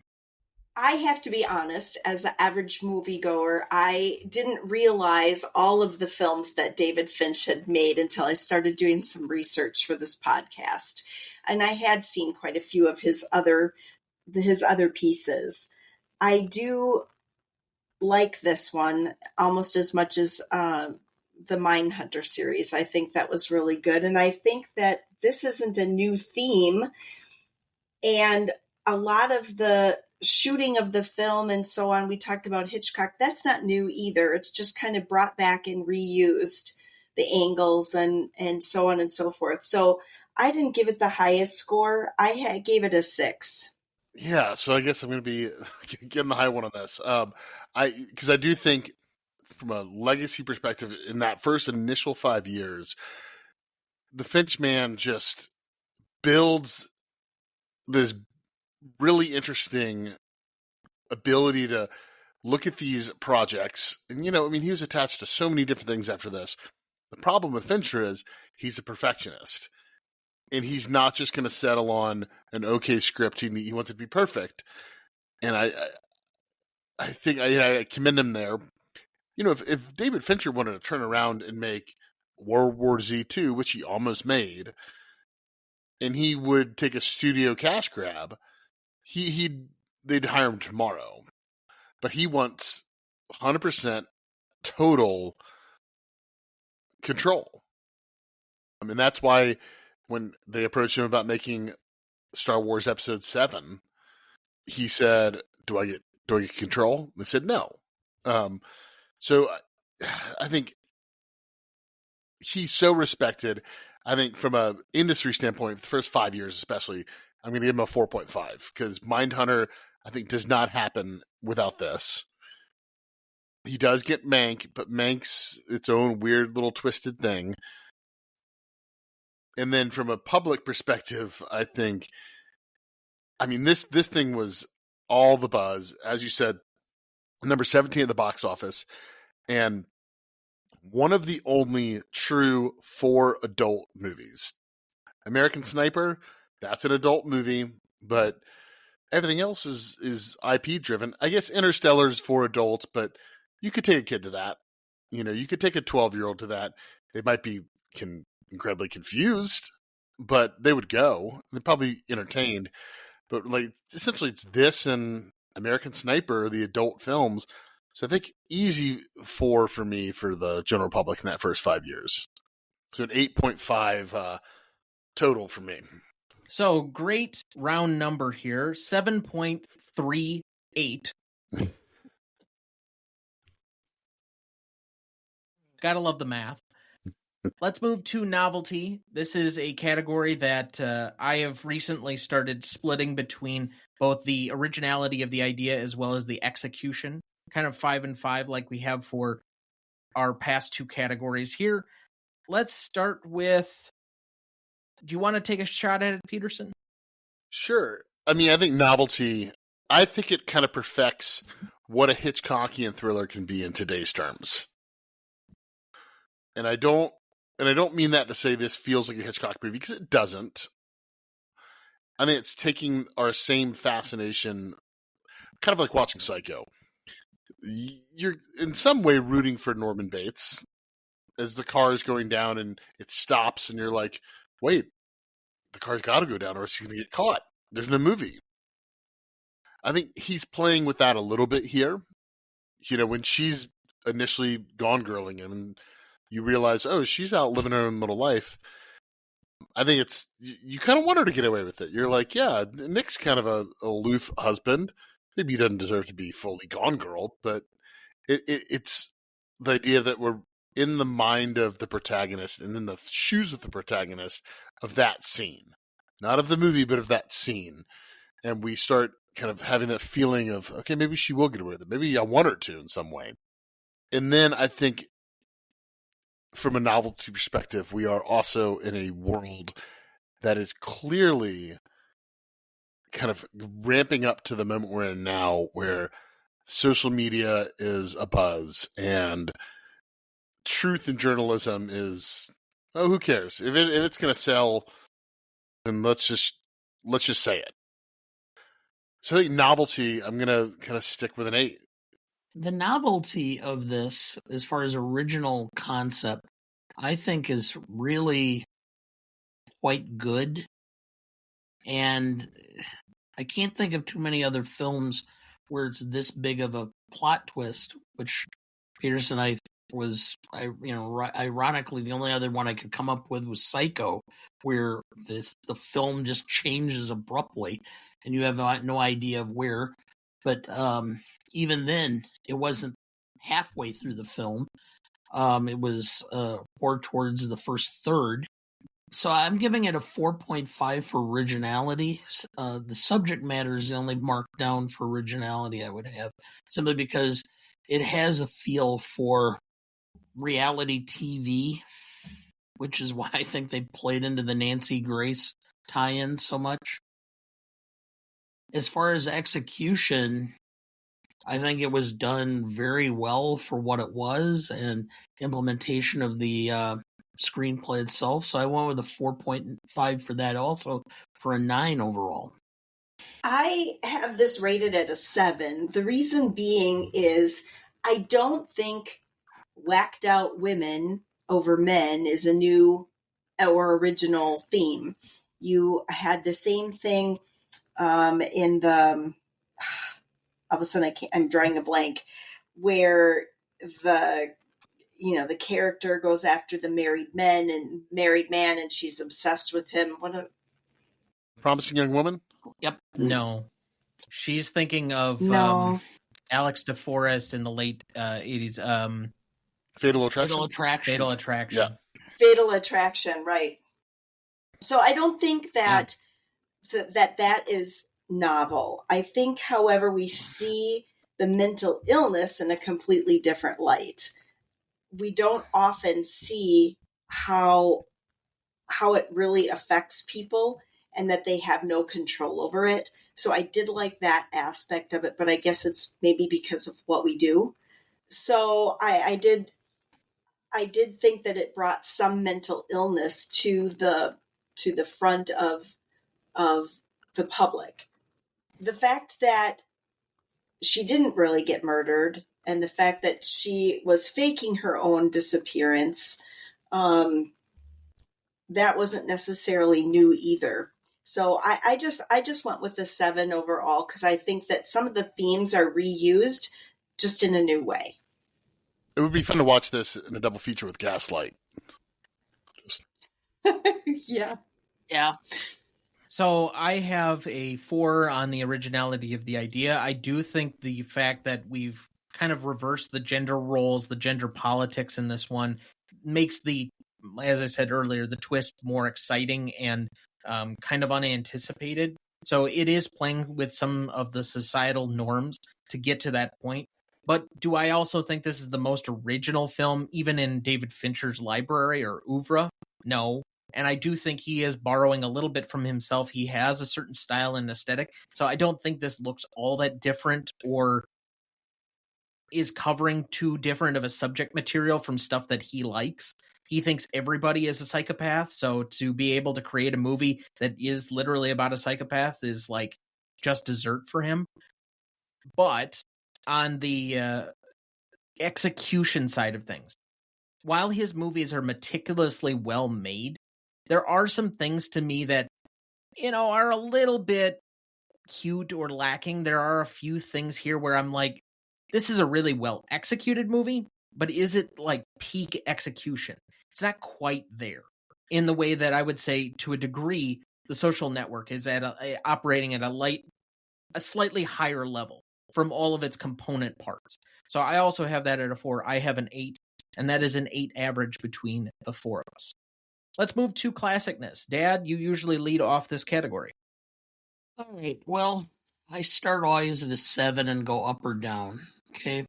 And from a standpoint of the psychological aspect of this and the presentation of a sociopath, I'd give it points up. I have to give it points down simply because I read some of the commentary that were issued by various women critics who pointed out that this has a tendency to depreciate allegations of domestic abuse, because now there's an actual, argument to be made that a lot of this is being made up by manipulative women. So I have to give it points back for that. So I'm coming right back where I started at a 7.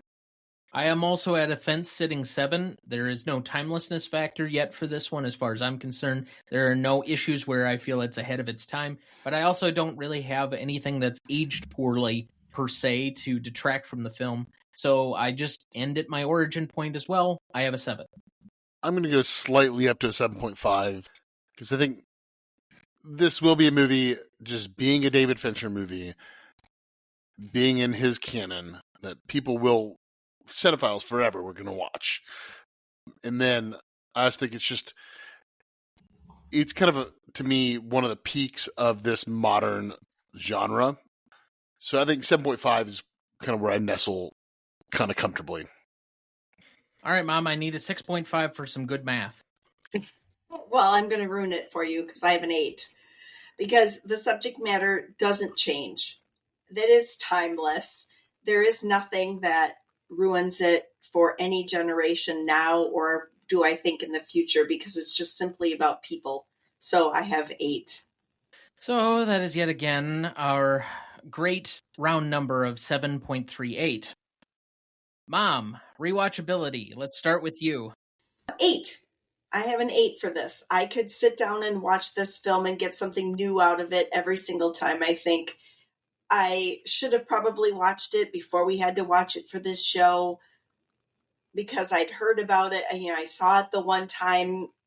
It comes across every once in a while on Netflix, and there's nothing wrong with it as far as that goes, other than my mother's statement that it can be kind of haunting. It leaves you with something to think about later.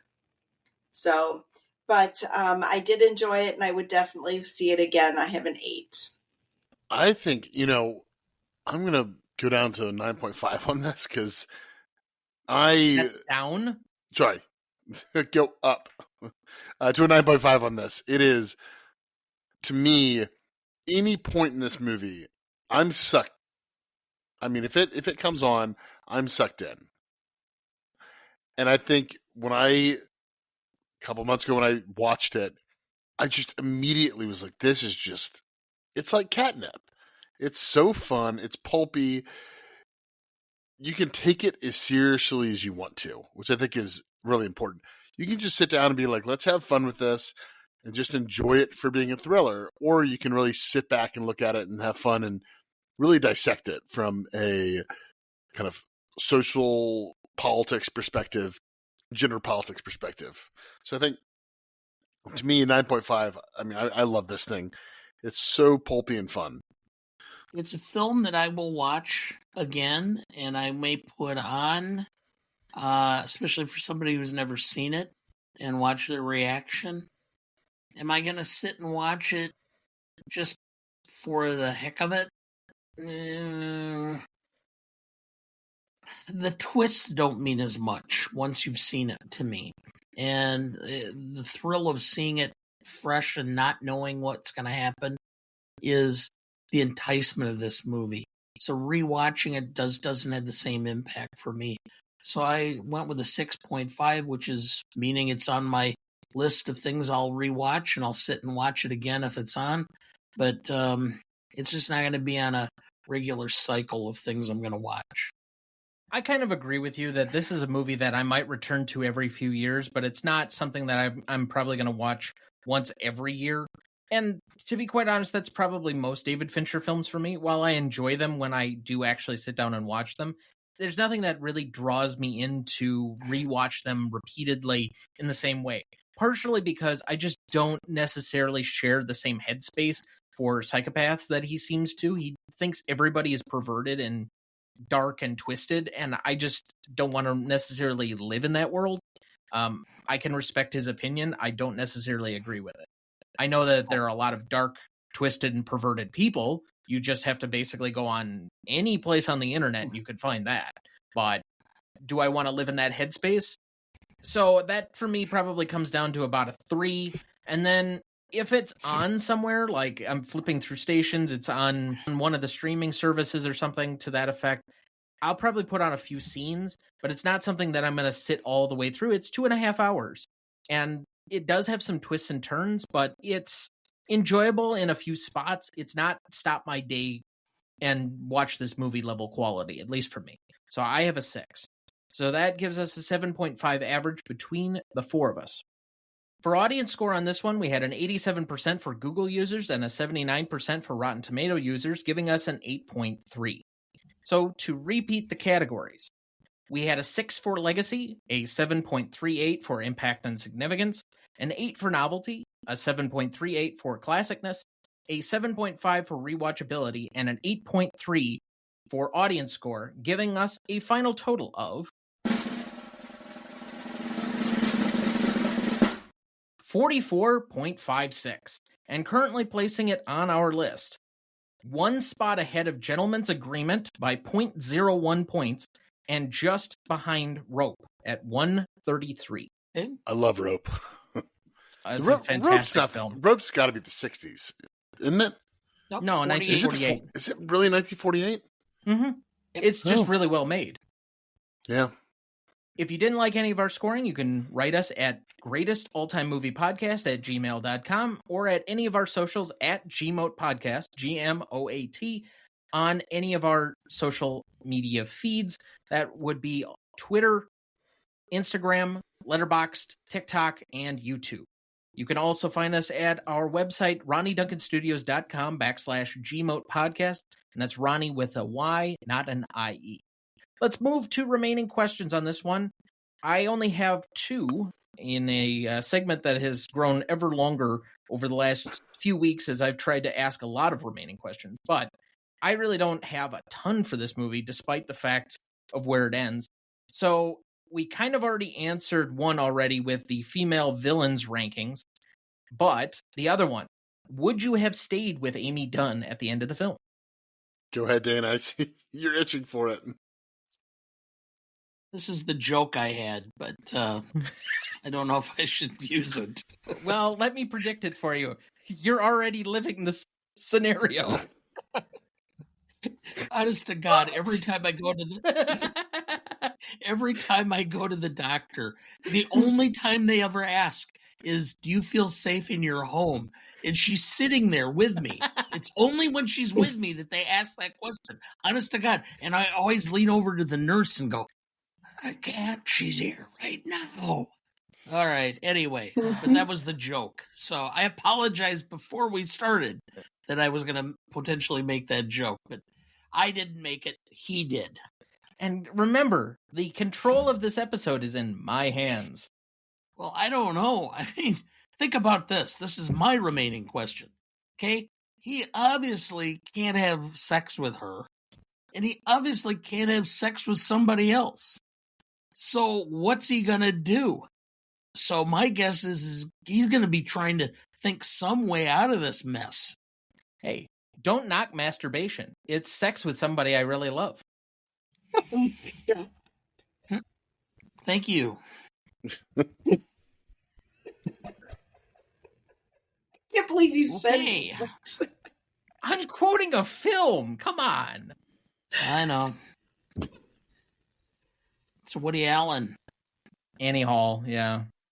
I don't know. I don't have any other remaining questions other than that. I mean, I guess I do have one remaining question. Since sociopaths go down a path... We didn't ask... Just a second. We did not ask Peterson whether he would have stayed with her. Well, would you have stayed with her, Mom? Hell no. I would have found some way out of that mess. Even if I had to, pay her off to go away.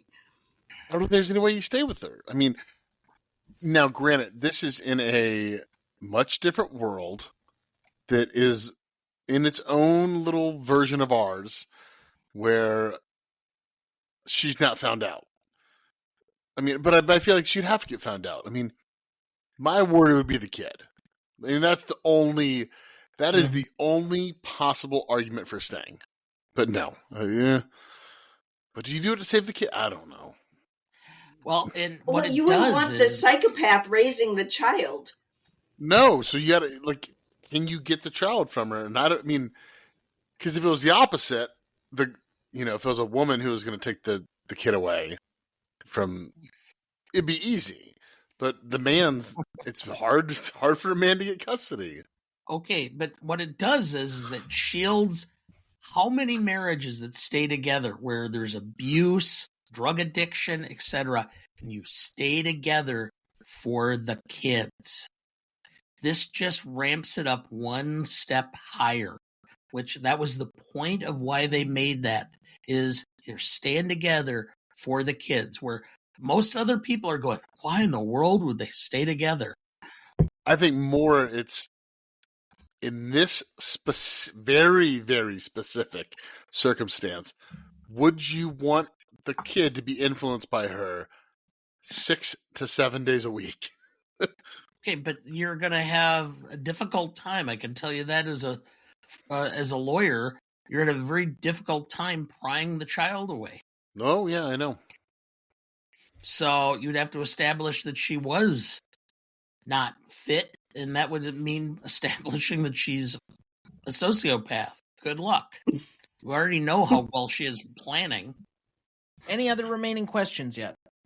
I do have one, which is there any way that they don't investigate what happens at Desi's house and basically let her off? I mean, I think there's so much evidence there that, I mean, everything about that circumstance tells me they're going to investigate it and find her out, essentially. Or at least know something's wrong. How do you not have any cameras trained to the inside of the house, where it would have recorded her just walking around regularly? It was all entrances and exits, it looks like. Who has internal video? I've never seen or heard of anybody having internal video. Unless you're a store or, retail that you're worried about theft. Or some sort of deviant who really is caught up on your own voyeurism of yourself and your family. Yeah, that would just be weird.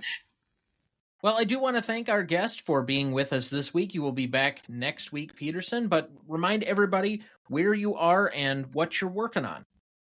Yeah, so you can find me at Peterson W. Hill at Twitter and Instagram, and then on and off working with War Sharks Midnight, trying to complete some episodes there, and then occasionally you can find me at psychodrivein.com, where I write film criticism for them. Excellent. And like I said, you will be back next week, but for anybody that wants to find you, your links will be available both on the website and in the show notes. But, Mom, you won't be back with us until much later this year when it comes to being on the show. I think your next appearance is Roman Holiday, which we'll be revisiting towards the end of the year. Yeah, it's just a great classic film. Love it. And that will be your 15th appearance, so you'll have to figure out what 15 means for guests as far as swag and branding and whatnot. But any parting words you'd like to share? I don't know, Tom. You caught me speechless. Probably not. First time. What? First time. We have it recorded. It is video documented. It will be up in the public sphere very, very soon. Okay. And Dad's so stunned himself he's speechless, so let's skip some final thoughts for the week, because I don't really have any, and he's just now being goofy on. So Weird. If you want to see this, you can see it on YouTube.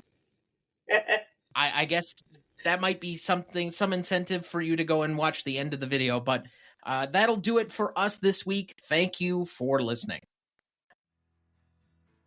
They are nice because they are rich. Next week, for our 232nd episode, we welcome back Peterson W. Hill and our previous two-time guest, Terry Bartley, to discuss Parasite for its 5th anniversary. Written and directed by Bong Joon-ho, with Han Jin-won, music by Jung Jae-il, starring Song Kang-ho, Lee Sun-kyun, Cho Yo Jong, and Choi Woo Shik. You won't want to miss that one, so watch ahead of the show by searching the Real Good app to find where it's streaming for you. That's REELGOOD. Please like, follow, rate, and review, or whatever on whichever platform you have so that more can join in on our fun. You can also email the show at thenewRonnieDuncanStudios.com or at greatestalltimemoviepodcast@gmail.com. Find us on YouTube, Instagram, Twitter, Letterboxd, or TikTok at the handle @GModePodcast. The Greatest Movie of All Time is a production of Ryan Duncan Studios. Our show is mixed, edited, and written by Thomas Duncan. Our music is thanks to Purple Planet Music. Our technical provider and distributor is Captivate FM.